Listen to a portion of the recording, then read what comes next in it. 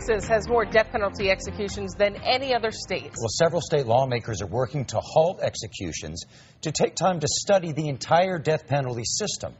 Fox 7's Lauren Bachowski, she's live at the Capitol with more on this story. Lauren. Supporters of a bill that would put a moratorium on executions testified in front of a House committee hearing this evening. They say that there are too many wrongful convictions in this state and that the entire death penalty system needs to be examined.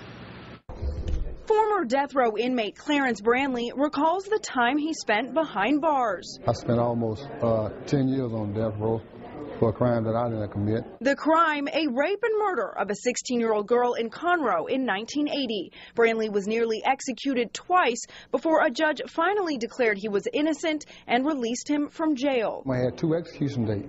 My first execution date I came within 2 weeks, and my second one I came within 1 week. A House bill authored by State Representative Harold Dutton is meant to prevent cases like Brandley's. The bill would put a 2-year moratorium on executions and form a commission to examine the death penalty system. We have too many people in Texas that we found out who are factually innocent, but somehow or other our processes allow them to be found legally guilty. Tuesday at a Texas House committee hearing, testimony was scheduled for that bill, along with one that would abolish the death penalty altogether. We're in charge of fixing the system, and if we don't fix it, nobody else is going to fix it. According to the Bureau of Justice, in 2009, Texas executed 24 prisoners, the most of any state, and more than the next top 5 states combined. In a state with the highest number of executions since the death penalty was reinstated, supporters of the bill know that they are facing a challenge, but they hope that once lawmakers hear testimony, they too will be in support of it.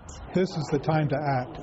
Are there any more innocent people on death row? Are there any people who may have already been executed who were innocent? I'm just hoping that the general public will wake up and actually just see what is going on.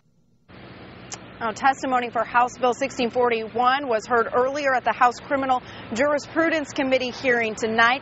And if committee members decide to vote on it, well, and they give it enough support, it could go on to the House floor. Mike and Loriana.